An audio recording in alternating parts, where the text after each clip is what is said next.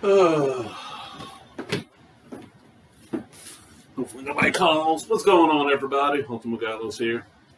This is the second video for the weekend stuff, and then covering what all I got watched from this week.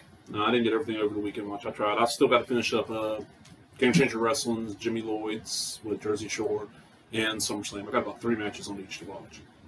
But we're going to go in order, so we'll start off here. We got Beyond Wrestling Wear Sunscreen from the 23rd. Great little show out on the Jersey boardwalk. First match was Willow Nightingale taking on Max Caster, and he did like this really cool rap about her. It was really good. Good little match. Honestly, I would have been happier with like a little 6-minute match, 5-minute match. They didn't need as much time as they got.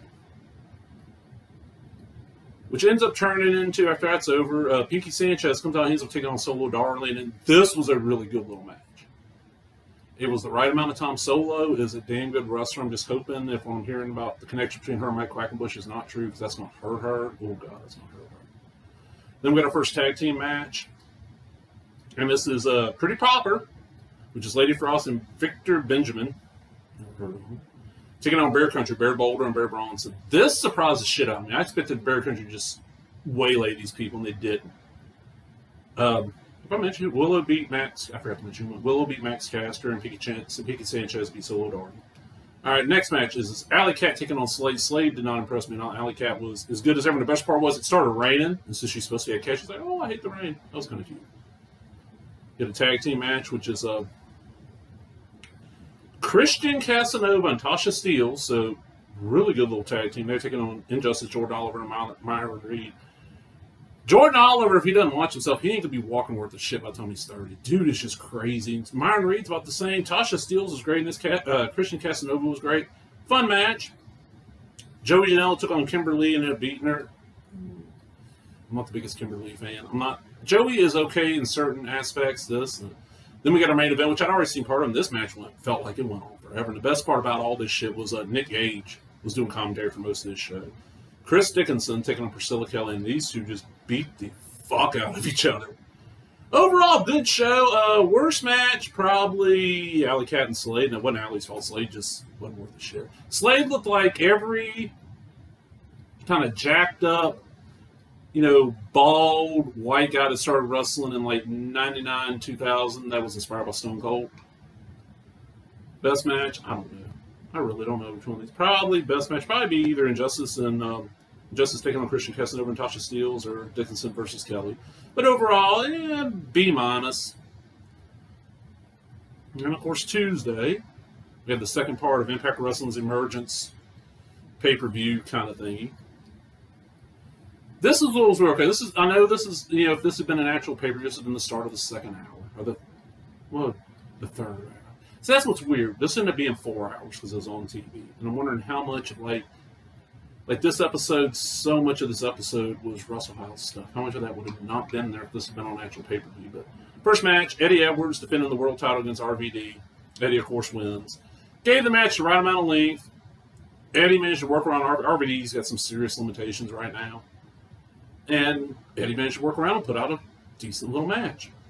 Our Russell House match of the night. Give me a second. Was Crazy Steve taking on Johnny Swinger.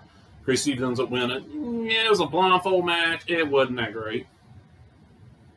We get Brian Myers taking on Willie Mack. This was a fun little match. Brian Myers is one of those guys who I've never seen a lot of his wrestling. But, seeing him outside WWE, he's okay, dude's pretty decent. Willie Mack's great, but Brian ended up winning. We got our next Wrestle House match tonight with Larry D taking on Johnny Bravo, and Larry D ends up winning. And not worth a shit as a match. Then we got our main event, which was a 30-minute Iron Woman match for the Impact Knockouts title. Current champion Deonna Purrazzo taking on Jordan Grace, and these two went at it. Deonna gets 2 pinfalls. Jordan only got 1, and hers was a choke. She got her in a rear naked, just pulled Deonna down the mat, just choked her out until she was out. Overall, not as good as last week. C- on this. It just, I was expecting so much more after last week being so good. And then the final show. I just got through watching this earlier because this airs on Wednesdays. Come on. This will be Limitless Wrestling The Road, episode 5. Start off with Rip Bison taking on Ace Romero. This was a fun, just big old beefy motherfuckers beating the shit out of each other match. AC wins, but didn't matter because Rip Bison's so damn good. Next match, 2-on-1 handicap. We got the Dirty Drifters, Ike the Bite and Jacob Drifter. And I'm not Jacob, I think, is the one without the mask. Ike the Bite is the one with the mask. I love these guys. Taking on Eric Johnson, and Eric Johnson won. Dude just waylaid both of them. Really good match. Then we get the next match in the best of 5 series. Frank Yeager taking on Alexander Lee. Alexander Lee wins, so now it's 2 for him, 1 for Frank Yeager. Not as good as their other 2 matches. This was real short. But I was wondering why, and I found out why, because the main event was a non-title match, though. But it's still, they've got the champion, Anthony Green, the current, was it Limitless? I think he's called their heavyweight champion. He's going to WWE. That's kind of dumb. And he's taking on Ava Everett, who was fairly impressive last week in her match I saw her in.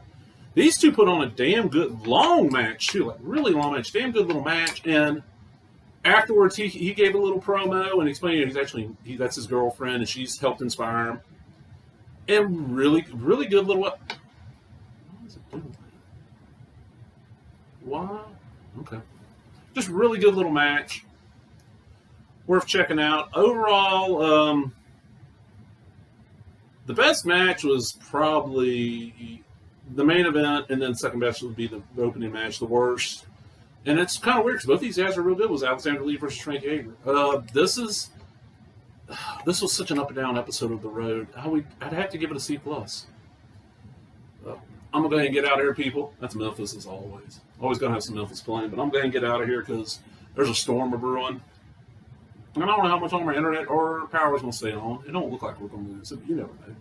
So I hope everybody enjoyed that. And remember, tomorrow, Friday, you get up Friday morning, getting your breakfast ready, get on your little tablet, your computer, your cell phone, whatever. Get your podcast device. Download the King of Wrestling podcast. Round the Indies episode comes up every Friday. Not exactly sure. I don't remember who's going to be the guest on this episode. But Brandon Turner and I will be covering a lot of the stuff I talked about way more in depth and a bunch of other stuff. So hope you enjoyed it. Latest. All right. You didn't want to get on camera, did you? You've been a little butthead.